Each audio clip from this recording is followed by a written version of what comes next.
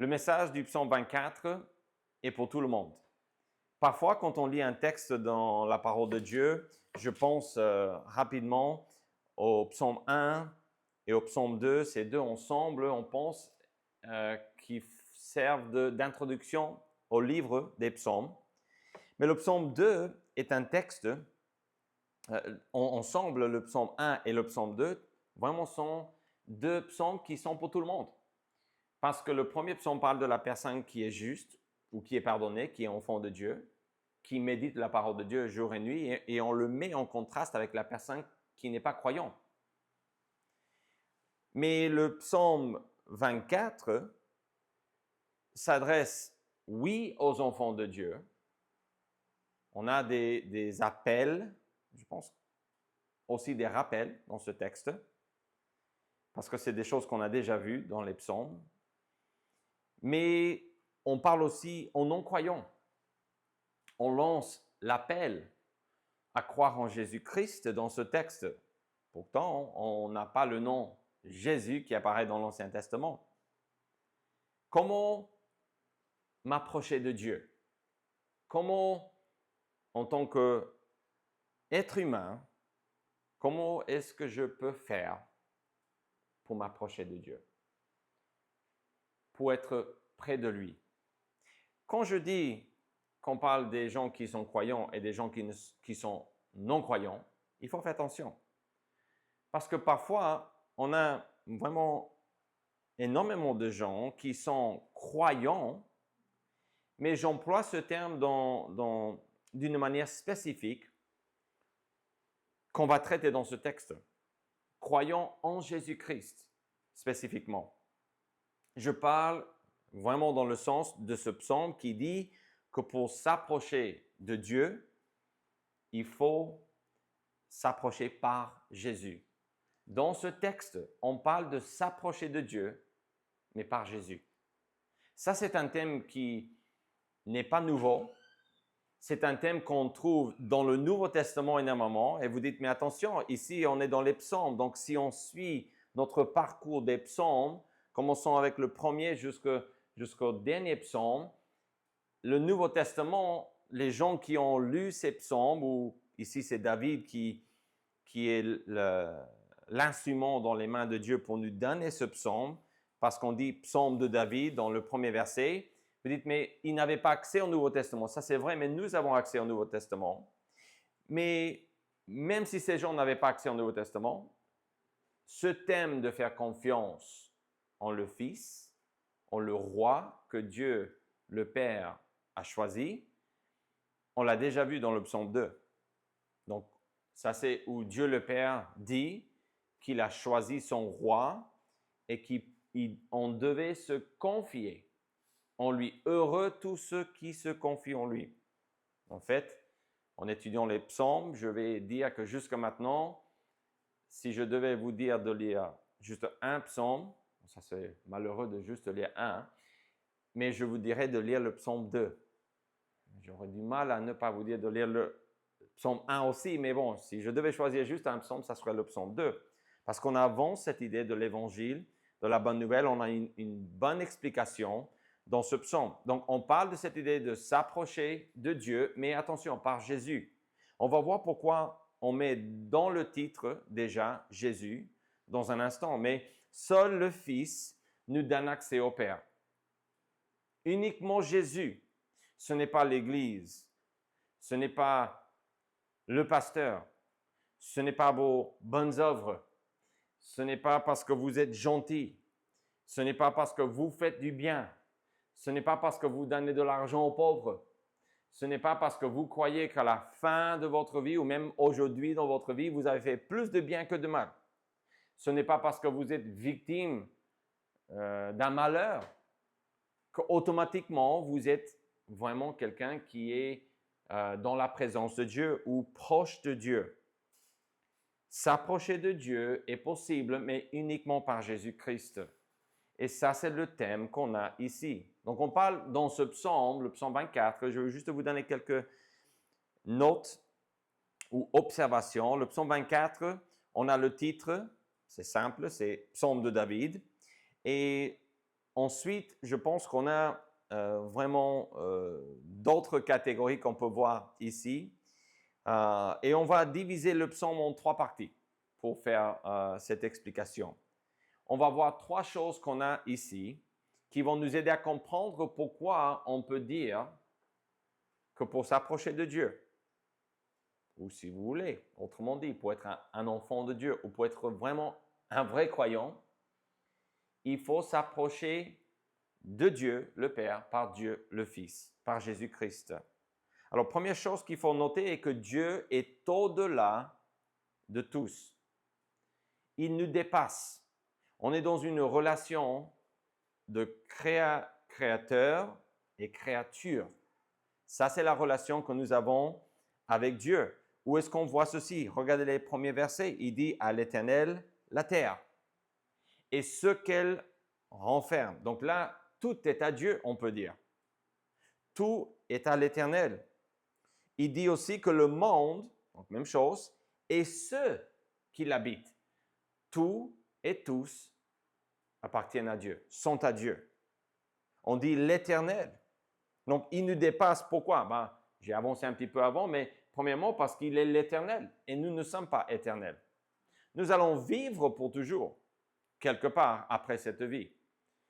Mais nous avons tous un commencement. Jésus a un commencement comme quelqu'un qui a pris chair, mais il est éternel. Dieu le Père, Dieu le Fils, si on veut dire la Trinité, le Père, le Fils et le Saint-Esprit sont éternels. Et on les adresse comme l'éternel parce qu'ils ont toujours existé. Il est vrai que Jésus, en tant qu'homme, est né à un moment donné dans l'histoire du monde. Mais il a existé avant. Et il dit cela dans l'Évangile selon Jean et beaucoup d'autres textes parlent dans ce sens. Donc Dieu est au-delà parce qu'il est l'Éternel. Il est, ça veut dire, donc on peut aller un petit peu plus loin dans le verset 2, car il est propriétaire de tout et de tous. Mais finalement, regardez le verset 3, on dit qui pourra monter à la montagne de l'Éternel. Cette expression, la montagne de l'Éternel, quand j'ai regardé dans la parole de Dieu, je trouvais peut-être 8 à 10 références comme ça, montagne de l'Éternel. Et on parle toujours de Jérusalem. C'est juste une façon de dire Jérusalem. Mais une grande partie de ces textes, donc il n'y a que 10 qui parlent, que j'ai trouvé qui parlent dans ce sens. Il y a évidemment d'autres textes, si on regarde pour montagne de Dieu, mais j'ai juste regardé la montagne de l'Éternel pour suivre cette explication, pour rester dans cette même expression. Et donc cette expression, la montagne de l'Éternel, parle de Jérusalem, mais souvent les textes qui parlent avec cette expression parlent de quelque chose dans le futur. Par exemple, nous avons parcouru le livre de Genèse et dans le chapitre 22, Abraham, quand il allait tuer son fils comme un sacrifice, donc c'était un test que Dieu a fait, Dieu ne voulait pas qu'il tue son enfant, mais il l'a mis à l'épreuve et Abraham était prêt pour le faire et Dieu intervient et dit non, non, non, fais pas ça. Je vois maintenant que tu crains mon nom, que tu vas m'obéir, que tu es prêt d'aller jusqu'au bout, ta foi est grande, etc. Dieu va pourvoir un agneau ou un animal pour un sacrifice à la place d'Isaac. Et après, il dit ceci, sur la montagne de l'Éternel ou à la montagne de l'Éternel, il sera pourvu. Dieu va pourvoir dans le futur un substitut pour le péché du monde. On peut remplir les blancs, on va dire comme ça. Évidemment, il ne dit pas pour les péchés du monde, mais nous savons que le substitut qui est concerné là, c'est Jésus, c'est le Christ. Et il est venu comme agneau qui ôte le péché du monde, qui pardonne les péchés de l'être humain. Donc, Dieu est au-delà de nous, je disais. J'ai un petit peu dévié juste pour expliquer en parlant de la sainteté de Dieu et pourquoi il est au-delà de nous. C'est parce qu'il est saint. Ça, c'est la grande différence entre nous et lui. Oui, il est éternel et nous ne sommes pas éternels. Ça, c'est vrai. Il est propriétaire de tout et nous de très peu. Et même le peu qu'on a est à lui aussi. Parce que la terre est ce qu'elle renferme et tous les gens sont à lui. C'est lui, celui qui est suprême. Donc, le psaume commence dans ce sens pour nous dire, Dieu est élevé, transcendant, on dit dans la théologie, c'est-à-dire au-delà de nous, suprême. mais il n'est pas loin de nous. Le psaume commence là, mais l'argument de ce texte n'est pas « Dieu est si grand, à quoi bon essayer de s'approcher de lui ?» Souvenez-vous, on a commencé avec cette idée « Comment m'approcher de Dieu ?» N'est-ce pas? Ce Dieu qui est saint, ce Dieu qui est éternel, ce Dieu qui est créateur de tout, ce Dieu qui est suprême. Mais vraiment, comment nous approcher d'un tel Dieu, n'est-ce pas?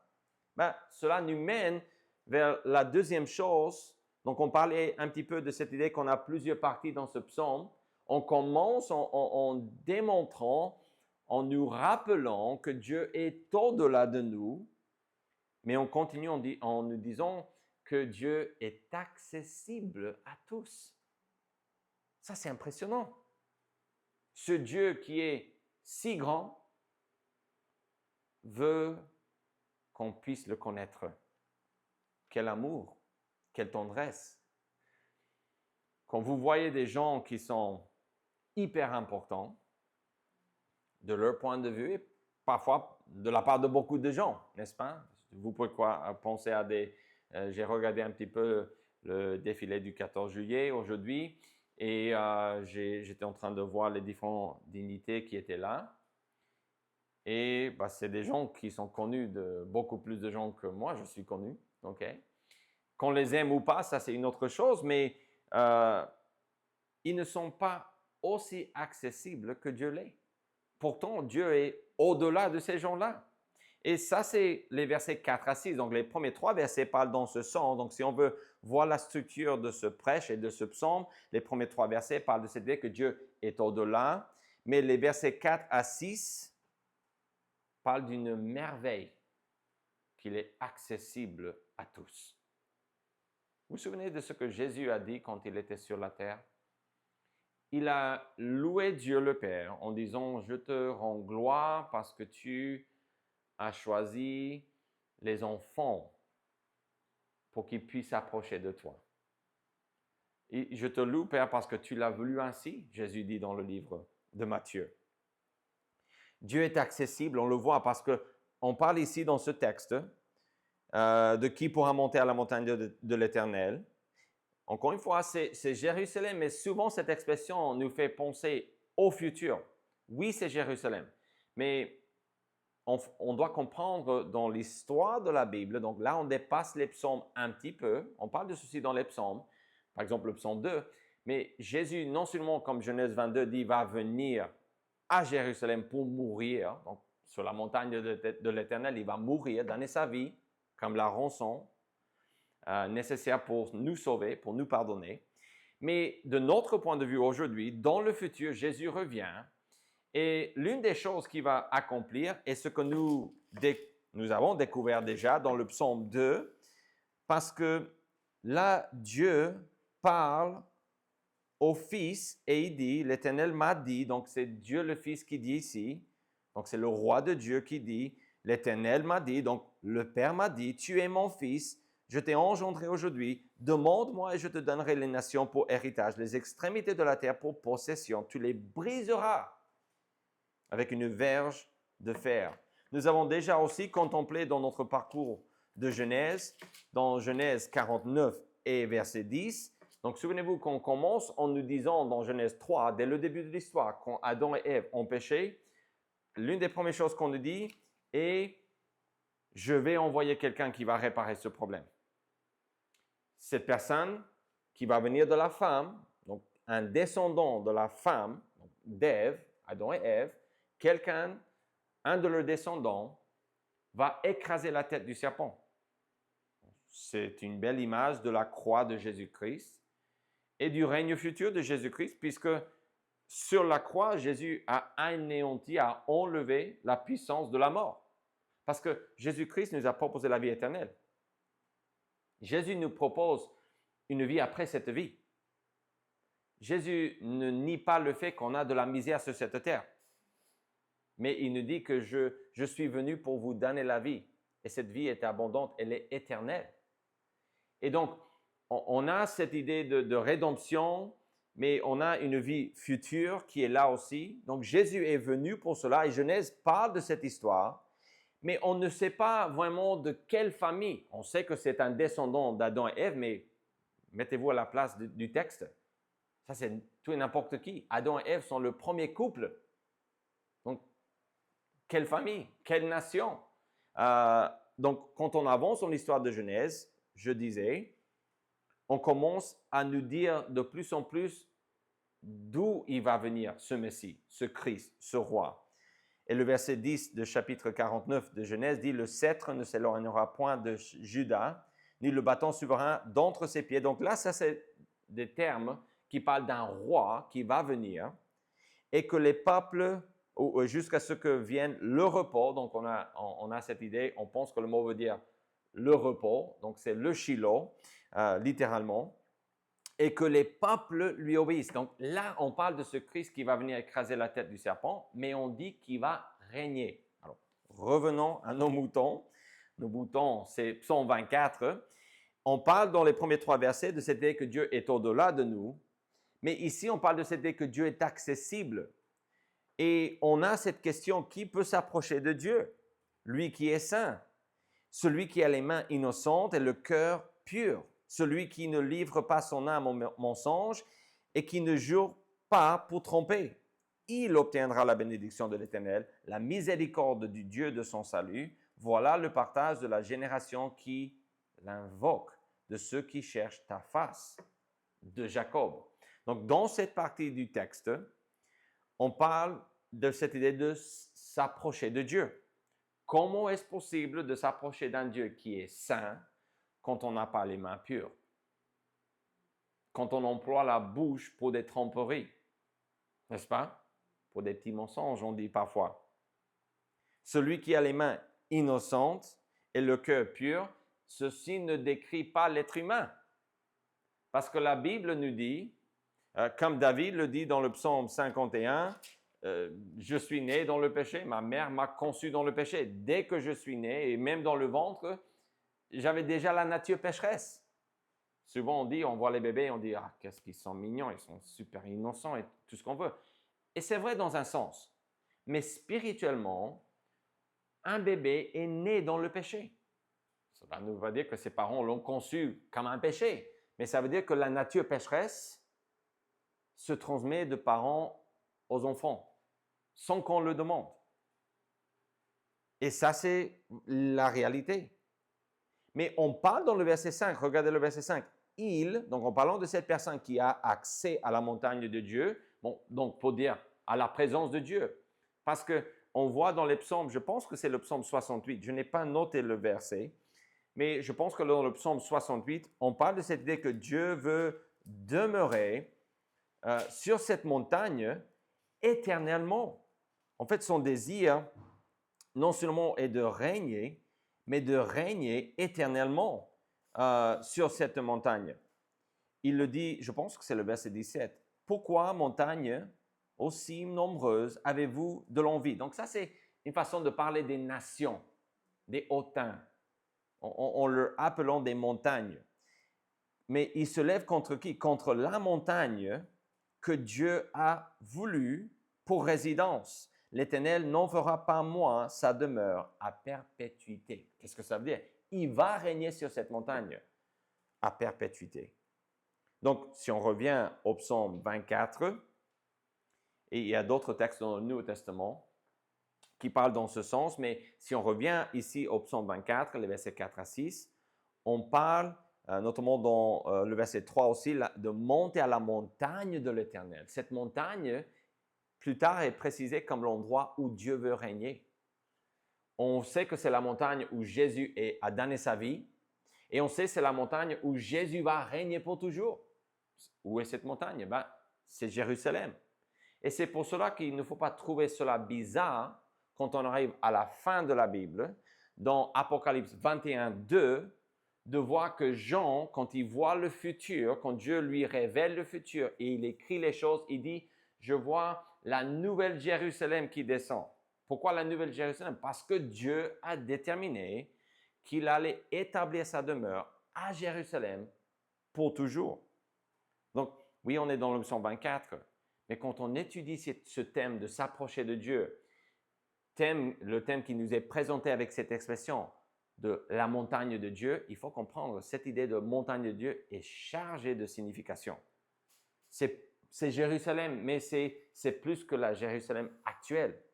C'est où le Christ est mort, de notre point de vue dans le passé, du point de vue de David dans le futur, où le Christ va venir.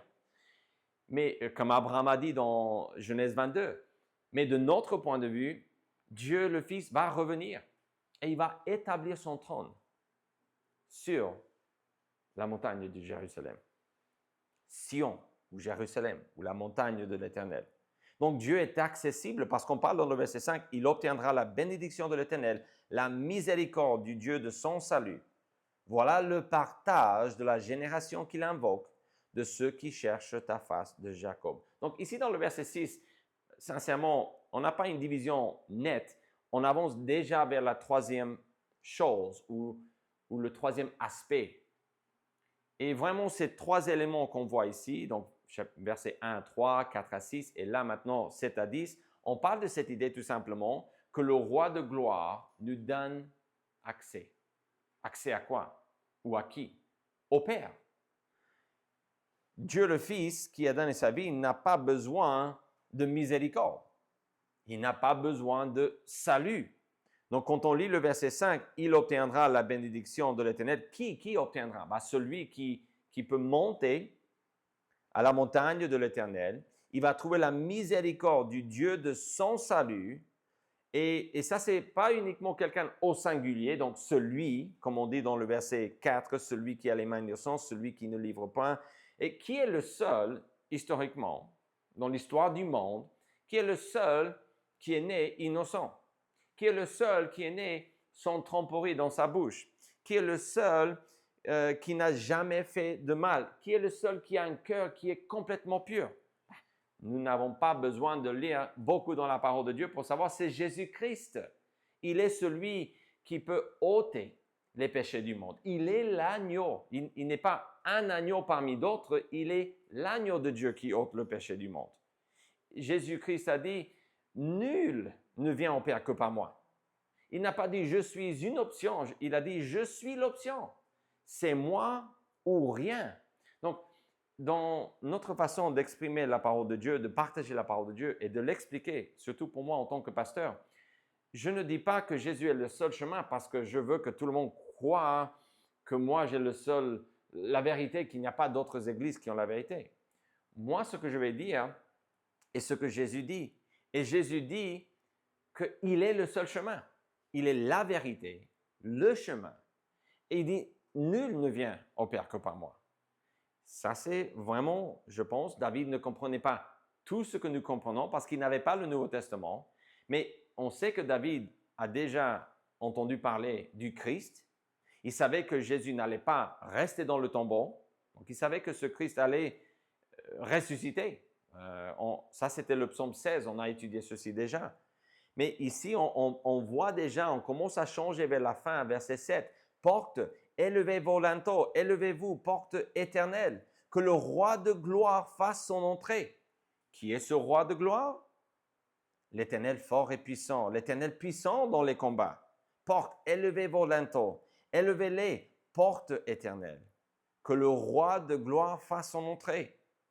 Qui est ce roi de gloire? Donc, on est vraiment dans les recherches ici. Qui est ce roi? Qui est ce roi qui peut me donner accès au Père? Qui est ce roi qui peut monter à la montagne de l'Éternel? Qui peut être là, qui peut m'introduire dans la présence de Dieu? Qui donc est ce roi de gloire? Verset 10. L'Éternel des armées, voilà le roi de gloire. Je vous lis toute cette partie de ce psaume. On a lu l'ensemble de ce psaume, je pense, parce que c'est important de voir qu'on parle ici de Jésus-Christ. On a déjà identifié ce roi dans les psaumes comme Jésus-Christ. Par exemple, le roi qui nous donne accès, ce roi de gloire est Jésus. C'est lui que le Père a choisi. Dans notre parcours des psaumes, nous avons déjà identifié que le roi de gloire, pas avec cette expression roi de gloire, mais ici c'est l'expression qu'on a, où le roi que le Père a choisi est son propre fils Jésus. Écoutez le psaume 2 et versets 6 et 12. On va juste lire 2 versets. Vous pouvez tourner dans la parole de Dieu et voir avec moi le psaume 2, verset 6. C'est moi, c'est Dieu le Père qui parle ici. C'est moi qui ai oint mon roi. Qui est le roi que Dieu a désigné? Il dit sur Sion. Alors, sachez que Sion, c'est Jérusalem.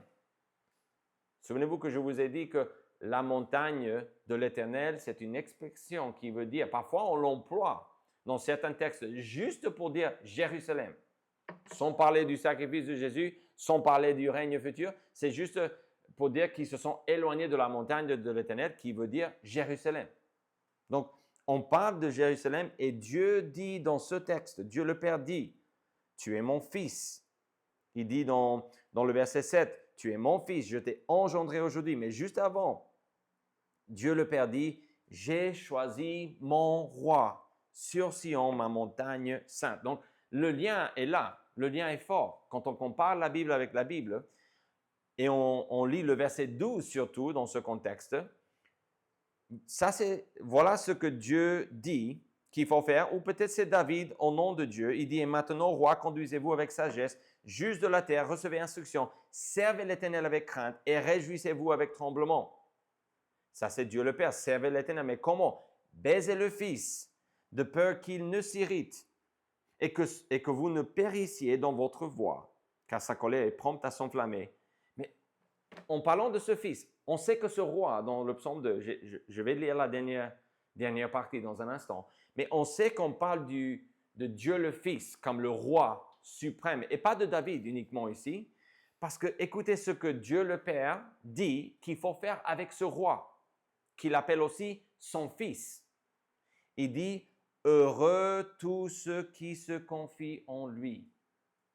Quand on lit cela, on dépasse tout et n'importe quel roi que Dieu a établi sur Jérusalem. On parle du roi des rois, Jésus-Christ. Parce que la Bible ne nous demande jamais de nous confier en quelqu'un d'autre qui n'est pas Dieu lui-même. Que ce soit Dieu le Fils, Dieu le Père, excusez-moi, Dieu le Fils ou Dieu le Saint-Esprit.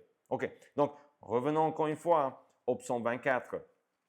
On essaye d'interpréter la Bible avec la Bible. On essaye de voir ce que Dieu est en train de dire ici. On essaye de comprendre un petit peu ce que David voit dans cette révélation qu'il reçoit de Dieu.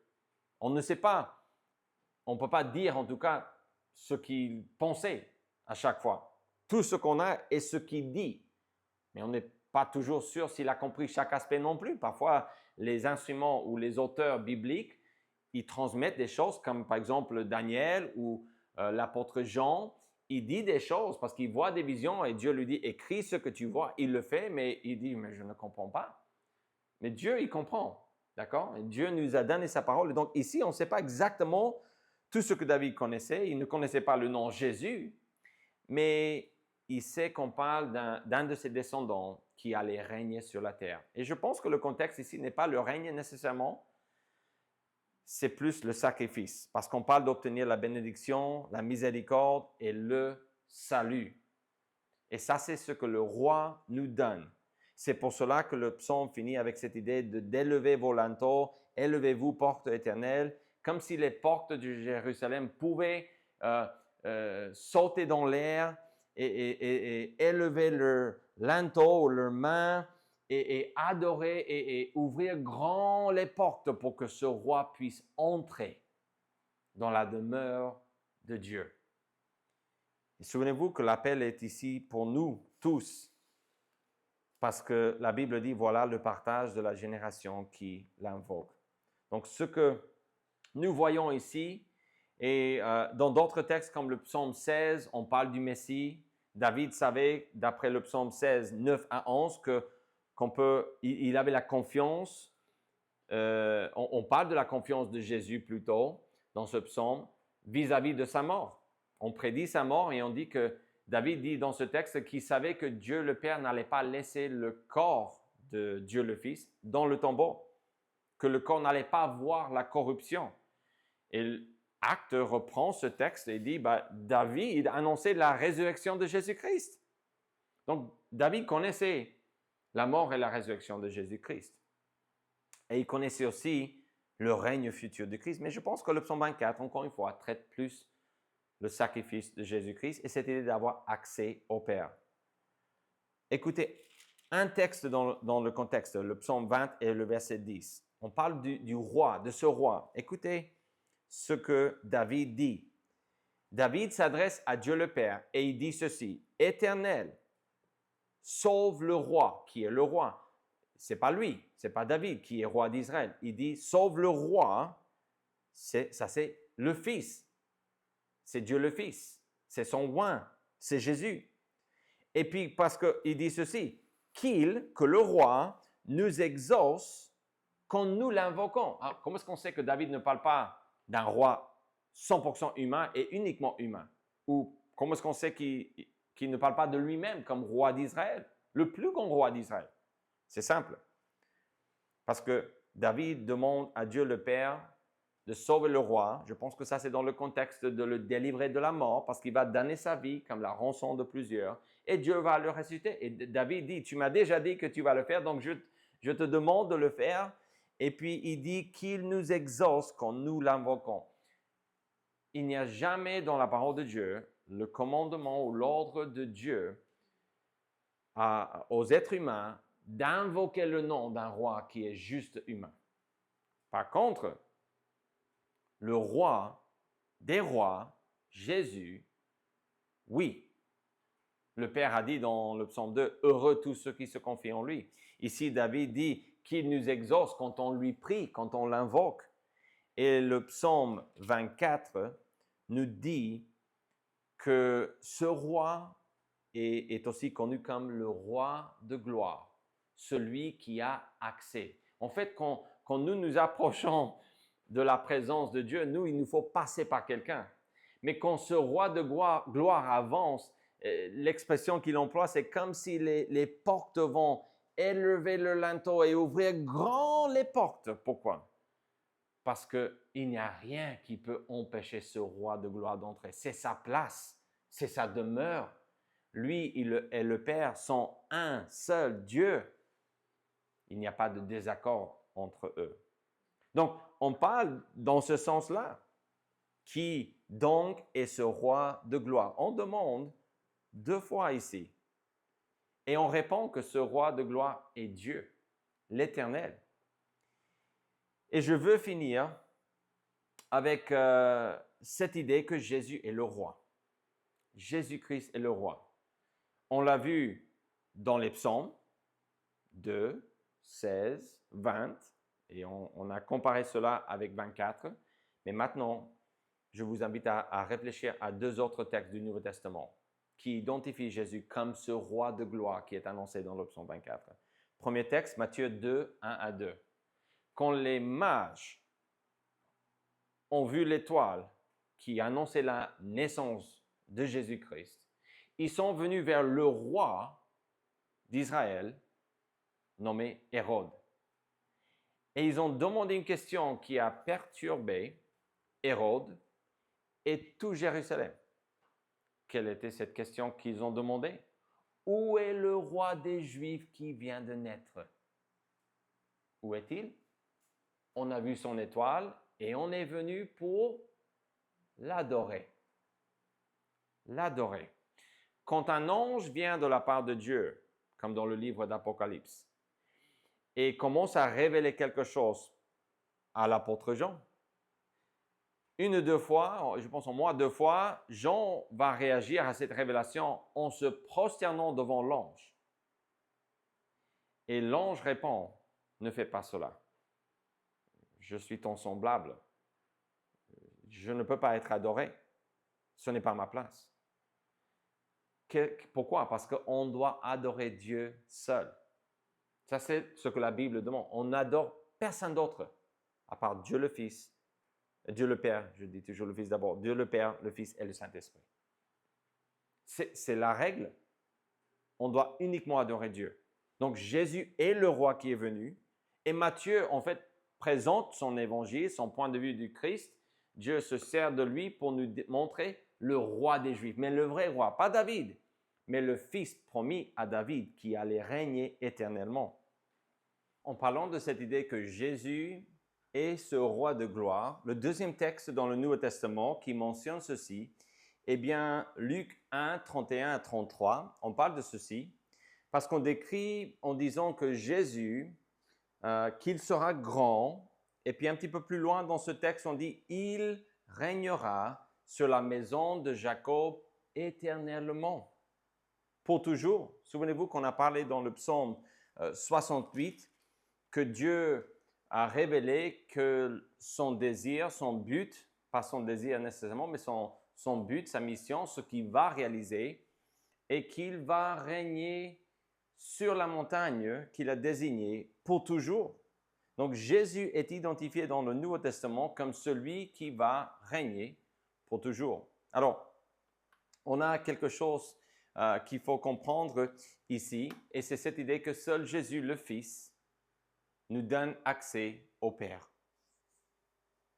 Ça, c'est la proposition. C'est ce qui résume ce texte. Jean 14 parle directement de Jésus-Christ. En fait, c'est lui qui parle. Et ce texte dit ceci. Jésus dit, dans le verset 6, Jésus lui dit, « Je suis le chemin, la vérité et la vie. Nul ne vient au Père que par moi. » Que par moi. Jésus dit, c'est moi et moi seul qui peux vous donner accès au Père. Ce roi de gloire dans le psaume 24 est Jésus-Christ.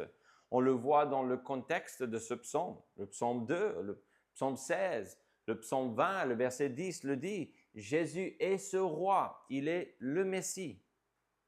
Et Matthieu et Luc et beaucoup d'autres textes identifient Jésus comme le roi de gloire, le roi des rois, celui qui est venu prendre le trône de David et régner éternellement.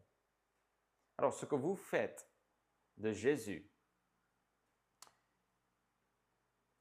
détermine ce que Dieu fera avec vous dans la prochaine vie.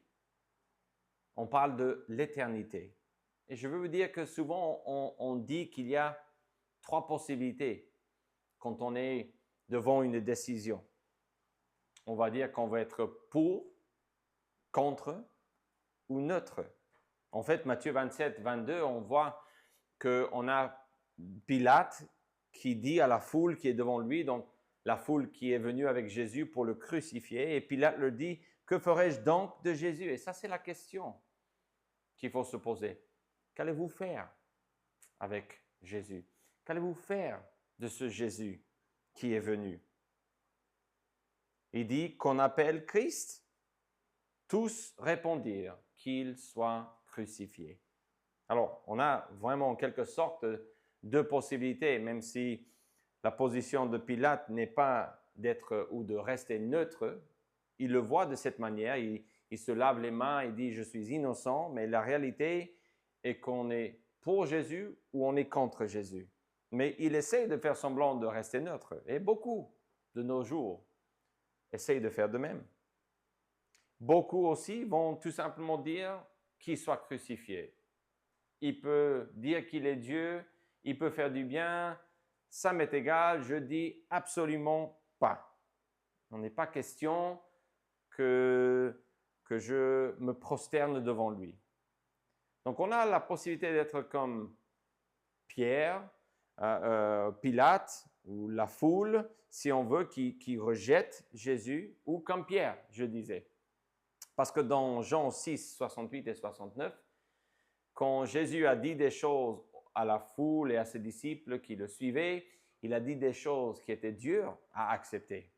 Et beaucoup de gens sont partis, l'ont laissé. Et Jésus leur demande, est-ce que vous aussi, vous allez partir et me laisser, m'abandonner? Simon-Pierre répondit ainsi, « Seigneur, à qui irions-nous? Tu as les paroles de la vie éternelle. Et nous avons cru et nous avons connu que tu es le Christ, le Saint de Dieu. » Même si Pierre, dans ce contexte, ne comprend pas, je pense, tout ce qu'il dit, il y a encore des problèmes dans sa vie. Ils vont douter quand Jésus est mort, par exemple. Tous les disciples vont l'abandonner et vont croire que c'est fini. qui manque de foi, mais ce qu'il dit, les paroles qu'il dit sont vraies, mais Jésus, juste après, va lui dire, mais c'est moi qui vous ai choisi, c'est moi qui ai fait que vous puissiez vous approcher de Dieu le Père. Il a dit dans Jean 14, c'est moi le chemin. Donc après Jean 6, il explique ceci. Mais ce que lui, il dit est oui à Jésus-Christ. Un grand oui au Seigneur Jésus-Christ. En fait, il faut le voir de cette manière. Seul Jésus, le Fils, nous donne accès au Père. Donc ça veut dire que c'est grâce au Père qui nous a envoyé le Fils qu'on a la possibilité de croire en Jésus-Christ. Vous avez accès au Père par Jésus-Christ. Mais est-ce que vous avez cet accès que Dieu vous offre? Est-ce que vous avez accepté Jésus-Christ? Que vous vous êtes repenti devant lui? Vous êtes soumis à lui pour recevoir son pardon? Par le psaume 24, dans ce texte, David, il parle de ce roi de gloire qui entre dans la ville de Jérusalem, dans la demeure de Dieu sans aucun problème, parce qu'il est saint. Il est celui que Dieu a choisi. Il est notre sauveur. Il est le Fils de Dieu lui-même. Avez-vous placé votre confiance en ce roi de gloire? Père Céleste, merci pour ta grâce. Merci pour toutes tes bénédictions. Je te remercie pour le sacrifice de Jésus-Christ. Je te remercie parce que grâce à lui, nous pouvons avoir la vie éternelle. Nous allons tous vivre pour toujours. Mais la question est où allons-nous vivre éternellement dans la prochaine vie? Merci beaucoup pour ton sacrifice. Merci pour l'amour que tu as pour nous et pour tous. Cet amour que nous voyons très facilement et rapidement dans le fait que tu as envoyé ton Fils unique. Merci pour le sacrifice de Jésus-Christ, pour sa résurrection et pour le fait qu'un jour il reviendra régner sur la terre. Au nom de Jésus-Christ, nous prions. Amen.